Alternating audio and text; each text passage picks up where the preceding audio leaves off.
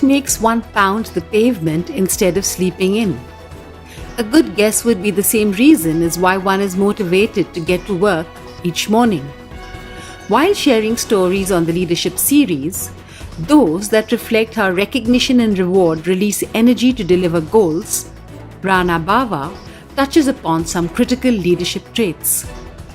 I remember there was a program that we were doing, and it met with success which was not even expected. It was unexpected success. When we launched the vaccine, we said that, listen, in the very first year, we would like to be amongst the biggest successful brands that get launched. And we had a target for ourselves. We had this program in Bangalore, and this was being done in the entire city. More than about 1,000 doctors got involved in that program. And we had planned for a certain set of people to come. We kind of were prepared for about 70,000-80,000 people turning up, but the numbers that turned up was far in excess of that, and it was unprecedented, unexpected. And the way we were going, we didn't have enough stocks. The product would have gotten over by Saturday evening. So by about 9 o'clock on Saturday evening, we realized we've got just stocks to barely last us part of the Sunday. So it called for some kind of an immediate action. So I called up my head of supply chain 9 o'clock at night on a Saturday evening saying, listen, I don't know, but by tomorrow afternoon I'm done, and we won't have stocks, make things happen. The usual cycle of production from a factory to reach to the location would have taken at least about 5 days. And if it was production to be done, it would have taken about 15 days. Such was the enthusiasm of people that he says, you guys, if you got the spirit to make things happen, I will make it happen for you. Sunday afternoon, by courier, the stocks come from Maharashtra into Bangalore. I just thought that was the most fascinating things. It wouldn't happen otherwise. It just happened because of the huge amount of enthusiasm and in the feeling that you're a part of the success. We did a program with the state government of Jammu and Kashmir. The whole lot of 20 management trainees were carted. Everybody went, and we said, listen, we're going to do this entire state at one go. We were in Srinagar, all right? And it is a place which is actually a feared place at the time I'm referring to. It was early 2000. It still had, terrorism was pretty much there. There was very little tourism that was happening. And 20 youngsters who, spoke to their parents and said, listen, we'd like to go there. Trust me, a lot of parents had serious issues in them going. Few people had to back out, but majority of them came along. Everybody would get out early morning, 8 o'clock, everybody's out.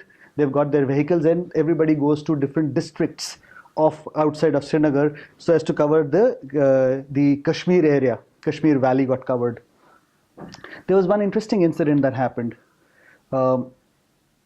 One of my trainees had gone to a place called Kupwara, and there, while he was campaigning, he suddenly saw two people come to him, and when he looked on the side, they were carrying guns. And one person asked him, he says, what are you doing? And he says, we're here to communicate about vaccines, and we're helping the people of the valley get vaccinated. And this guy looks at him and he says, you're doing a good job, keep it going. And those two people walked off. Later on he asked, he says, who were they? He says, they were the terrorists. There was yet another incident that happened with one other trainee. He had gone to put up, to reach out to doctors in another segment, and then there was a grenade blast. He actually has a splinter in his hand. Did it dent the spirit? No, I think the entire thing was that, listen, that became a thing which I'm sure is in his mind and a memory of saying, I was part of something big. The most important thing in this entire exercise was a feeling of the success is because of us and not because of me, that everybody who participated in it felt that he had more than a role to play. And there were a whole bunch of 22-year-olds, and they say that if he can be with us and he is here to run around, then so can we. And it's like saying, all right, if he can do 3, we can do 10. The whole thing of actually wanting to do more seeing somebody do and who's acknowledging them, who's a part of them, and not being somebody who's ordering them around. As the program became bigger and the successes became larger, you would want to share them with the chairman. What one did was necessarily see to it that those platforms were not individual platforms. You would try to see how you would actually take the others along with you to be a part of that the conversation with the chairman. And one recognized that it wasn't just about getting the pats on the back, but it was about saying, hey, so what's the next plan? And when it was a next plan, the entire team could be involved in the taking it to the next level. That this program not only gave us the number that we wanted to do, but we did a 3x in the first year, and we did an 8x in the second year in itself.